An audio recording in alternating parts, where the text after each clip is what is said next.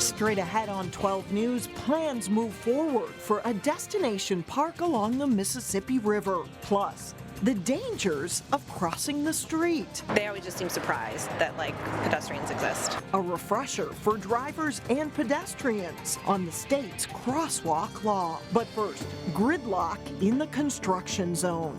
12 News starts right now.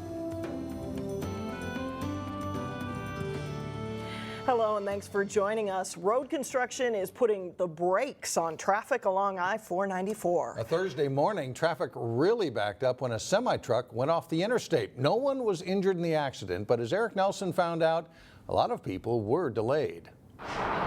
Fortunately, I took the streets this morning when I got off work, so I avoided that.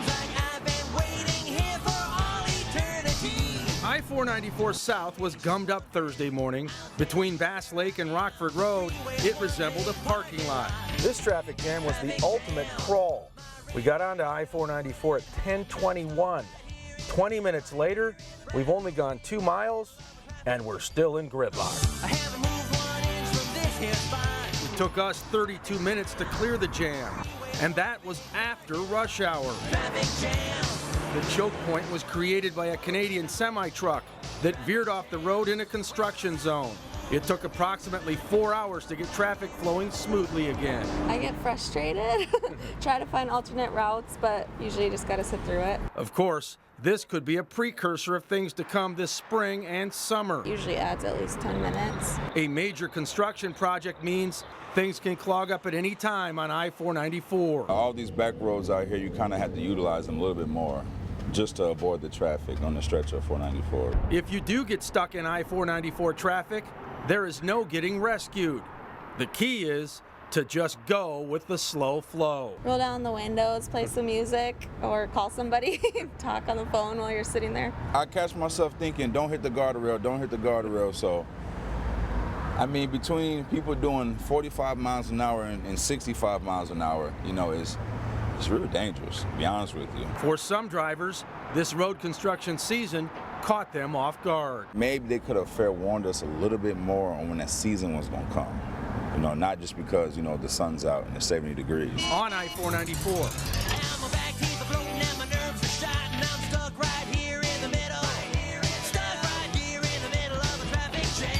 I'm Eric Nelson, Channel 12 News. And we want to mention that there are some overnight ramp closures tonight and Friday night for I-494. The northbound ramps to and from Rockford Road closed tonight and reopen in time for the Friday morning rush hour. Then Friday night, the northbound ramps to and from Bass Lake Road close. They will reopen at 5 a.m. Saturday. Warmer temperatures mean more bicyclists and pedestrians will be out and about. As Delane Cleveland reports, local police say drivers, bikers, and pedestrians have a shared responsibility to ensure safety, and that includes following Minnesota's Crosswalk Law. It's a gorgeous morning to get some exercise. With the arrival of spring, the breeze is nice and it's a beautiful day. Minnesotans have a tendency to get outside by any means necessary to shake off their cabin fever. I like the water and the green grass and the trees. And that usually means biking or walking. Can you smile? But talk to Monica Hammer of Robbinsdale. Sometimes the cars just are surprised to see me. And she'll tell you that it's hard for drivers to adjust to the existence of pedestrians. I think car culture is a hard thing to shake here in Minnesota. I mean, it's cold so many months of the year and people just aren't used to seeing people out and about. Signs and signals are scattered everywhere to remind drivers of the presence of pedestrians and to let them know that they have to share the road with bicyclists.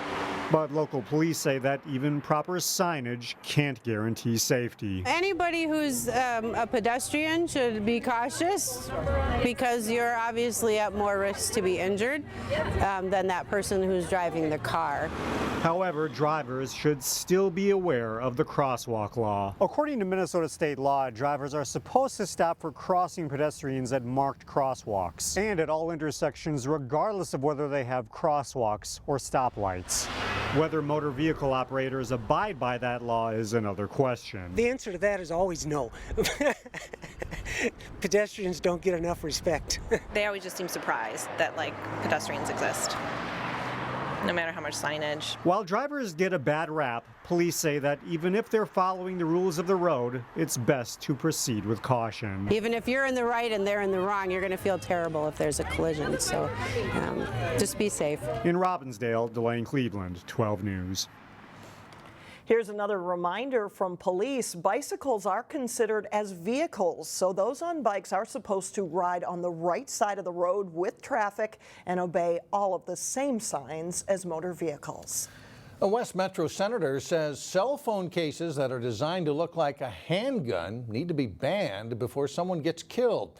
Minnesota Senate took the first step toward banning those cell phone cases, voting 66-0 in favor of legislation proposed by DFLer Ron Latz. Latz says he's seen cell phone cases that are a dead ringer for a pistol. Someday, some kid is going to hold up their cell phone case and they're going to answer a call, and a nearby police officer or a nearby person who has a permit to carry has a firearm, or someone who doesn't have a permission to have a firearm is going to react, and they're going to react precipitously, and someone's going to die. And the measure is awaiting a final vote in the House. The Animal Humane Society in Golden Valley finds itself in need of donations due to additional medical care that's needed for pregnant dogs that came in from a suspected puppy mill. In April, the Animal Humane Society came to the rescue of 48 yellow Labradors in Pierce County, Wisconsin. There is an ongoing legal process underway, so these dogs are not up for adoption at this point. But the Golden Valley facility is caring for the dogs, and 2 of the dogs are pregnant and 13 puppies have already been born. So the Animal Humane Society could use your support for those extra expenses they're incurring for the dog's care and medical treatment. And if you'd like to make a donation, you can go to animalhumanesociety.org. Could the Metro Blue Line extension, also known as the Bottineau Light Rail Line, be called the Purple Line? That's an item up for discussion as transit planners consider paying tribute to Prince. The Blue Line extension includes a stop by Worth Park in Golden Valley. That's about 3 blocks from where Prince grew up in Minneapolis on Russell Avenue. There's also discussion about giving Golden Valley's 2 LRT stops a mid-century modern feel and architectural style that marked the 1950s. Engineers and planners are aiming to have 30% of the project design completed by August. Well, according to Brooklyn Park's mayor, initial plans to upgrade the Coon Rapids Dam Regional Park lacked a certain wow factor. And now he says revised plans have taken a step forward. The city council heard updated plans from Three Rivers Park officials this week. Concepts for the park include improving access to the Mississippi River, like a place to launch canoes and kayaks. And other ideas include a walkway through the trees and a nature-based play area for kids. Brooklyn Park Mayor Jeff Lundy says ideas for a destination park are making progress. We want the unique park, and because that's our city motto is not for nothing, is that we want people to come here because, hey, wow, that's something unique we haven't seen, and that nature aspect I think will be the differentiator for us. Brooklyn Park and Three Rivers are working together on plans for the park and property that the city owns across the street. Well, it's a rare occurrence for inner-ring suburbs, the approval of construction for new single-family homes. And that's what's happening in Crystal, which signed off on a development agreement for 10 single-family homes on a 2-acre site just east of Lyons Valley Place Park. The developer hopes to complete construction of the new Gardendale subdivision by the end of the summer. And coming up, a standout student who loves to crunch the numbers. We head to Cooper High School to meet him up next. And then a little bit later in sports, the Park Center Pirates aim for their first win of the season in boys tennis. But first, did we see this right? Temperatures in the 80s on Friday. That's what the forecast says. In today's Standout Student, we introduce you to a senior with a knack for numbers. His talents earned him international recognition. And reporter Shannon Slatton tells us about senior Kyle Lindgren from Cooper High School. What we're looking for is to make profits quick. Get Kyle Lindgren in a room talking about the stock market. Total invested was around $7,500 and I pulled out at $16,000. And you'll be amazed you are talking to a high school student. So I made $375 in profit just off today, but I'm probably going to hold on to that contract for a little longer. The Cooper High School senior learns by doing. He excels at math. I really like working with things like algorithms to determine prices of the stock market and looking at different trends. I find that pretty interesting. And plays virtual stocks with his friends on the website Investopedia. The competition aspect is definitely what's luring, because every single day, obviously, we all talk to each other and we're like, I just beat you yesterday, even though obviously the stock market's long term. So it's kind of something, definitely friendly competition. This year, Kyle decided to use his finance knowledge in another type of competition. I've always been interested in business, and I've actually, up until this year, I didn't necessarily even know what DECA was. DECA is a business club that offered Kyle several chances to compete. When I first met him, I asked him, what does he like to do? What does he want to do? And right away, I realized that finance was something that he was good at and he really liked. So we figured, let's put him in a finance event. Kyle was a natural. He's very, very smart. I didn't have to teach him a lot. Winning awards at district, state, and finally in international competition, placing third. It's a big deal. Cooper has never had anyone place in the top 3 and get that glass trophy. But Kyle isn't stopping yet. Everything that we're doing is pretty much the curriculum for first-year college. He plans to be a finance major in college and perhaps turn his virtual life in the stock market, I would trust him with my money, into reality. Shannon Slatton, 12 News. Kyle plans on attending the University of Minnesota. He plans to begin college with enough credits to already have 1 year of school under his belt.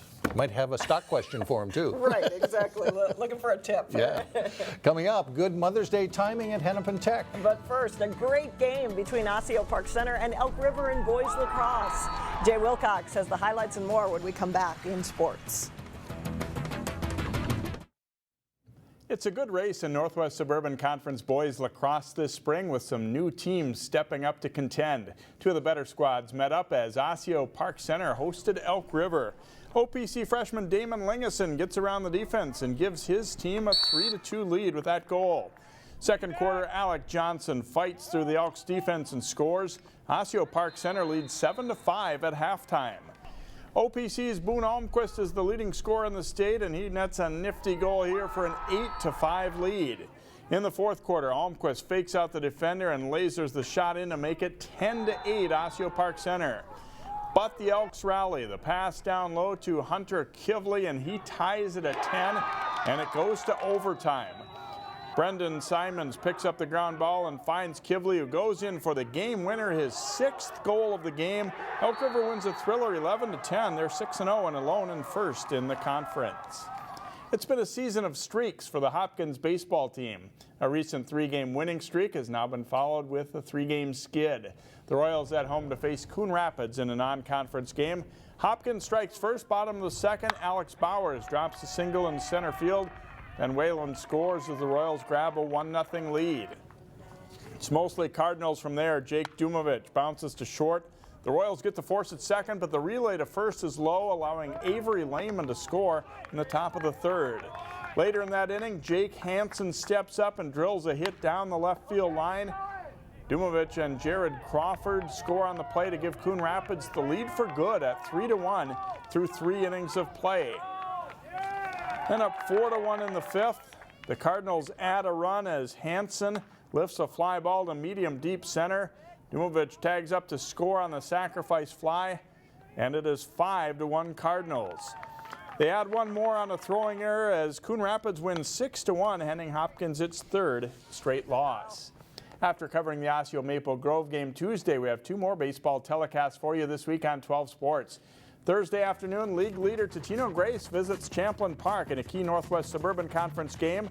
It's live on the web Thursday afternoon and replays on Channel 12 and 799 Friday night and Saturday at 1 p.m.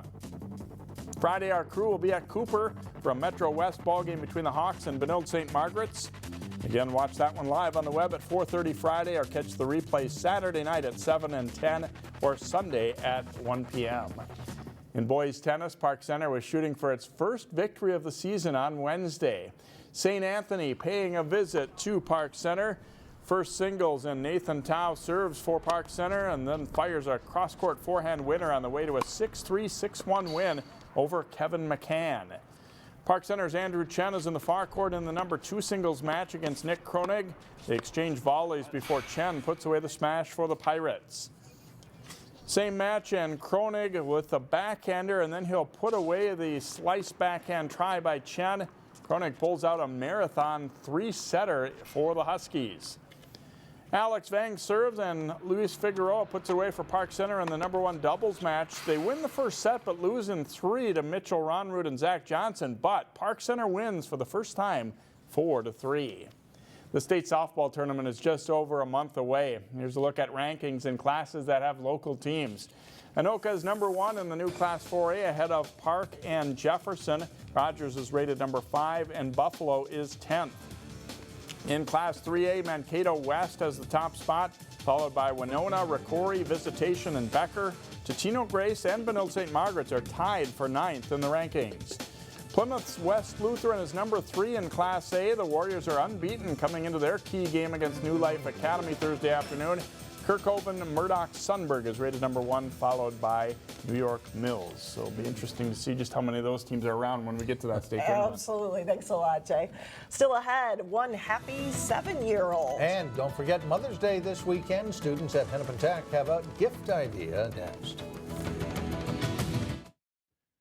Just in time for Mother's Day and gardening season, there's an annual tradition underway at Hennepin Technical College in Brooklyn Park. That's right. Take a look at the beautiful blooms at the annual plant sale in Brooklyn Park.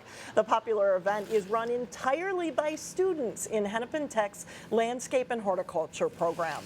All the money raised goes directly to fund this program, and the plant sale is a real-world education for the students. They learn all aspects of the business, from planting and growing to retail sales, and how to deal with the stress of uncontrollable things in the industry, such as the effects of unpredictable weather on plants. We definitely learned about, that we want to grow things that can be sold. So looking at the whole industry, what people are buying and how to market it, and just looking at the whole picture. From growing to selling is 2 different windows. And so they were really surprised when we turned this whole business, or this whole greenhouse, into a business. They were amazed. The annual plant sale is underway through Saturday in Brooklyn Park at the Hennepin Technical College campus. Hours are from 9 in the morning until 7 o'clock each day. And finally, a young man with a new ride to cruise around in his neighborhood. I was just so excited. I just really wanted to win so badly, and I did. 7-year-old Azel Olvera is one happy camper tonight. He won a bike at the Bike Rodeo in New Hope. The event teaches bike riding safety. Kids could test their skills along a safety course and make sure their bike helmet has the proper fit. Eric's Bike Shop also provided free tune-ups there. So good for him. That's great. We'll see you again on Friday.